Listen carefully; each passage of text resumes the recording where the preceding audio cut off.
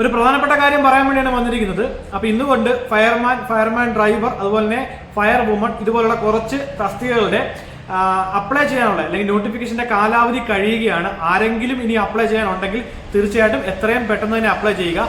അതുപോലെ ഒരു 2 മാസം കൊണ്ട് ഒട്ടുമിക്ക യൂണിഫോം തസ്തികകളുടെയും നോട്ടിഫിക്കേഷൻ കാര്യങ്ങളും വന്നിട്ടുണ്ട്. അതിൽ ഏറ്റവും പ്രധാനപ്പെട്ടതും ഏറ്റവും കൂടുതൽ ആൾക്കാർ നോക്കുന്നതുമായ CPOയുടെ അവസാന ഡേറ്റ് 29 ആണെന്ന് തോന്നുന്നു. കാര്യം ആ ഒരു ടൈമിലേക്ക് ആരും വെയിറ്റ് ചെയ്തിരിക്കരുത്. അതിനു മുമ്പേ നമ്മൾ അപ്ലൈ ചെയ്യാൻ ശ്രമിക്കുക. കാര്യം അവസാന ദിവസം നമ്മൾ കൊടുക്കാം എന്ന് വെച്ചിരുന്നു കഴിഞ്ഞാൽ ഒരുപക്ഷെ ആ ദിവസം ചിലപ്പം എല്ലാവരും കൂടെ കയറുന്നതുകൊണ്ട് അല്ലെങ്കിൽ എന്തെങ്കിലും തകരാറ് വന്നു കഴിഞ്ഞാൽ ചിലപ്പോൾ നമുക്ക് അപ്ലൈ ചെയ്യാൻ പറ്റാതെ വരും. അപ്പൊ അങ്ങനെ ഒരു സാഹചര്യം ഉണ്ടാകാതിരിക്കാൻ വേണ്ടി ഒരു 20-ാം തീയതിയൊക്കെ ആകുമ്പോൾ അല്ലെങ്കിൽ 20 കഴിയുമ്പോൾ 20-നും 25-നും ഇടയ്ക്കൊക്കെ തന്നെ എല്ലാവരും അപ്ലൈ ചെയ്തേക്കുക. ഓൾമോസ്റ്റ് വരുത്.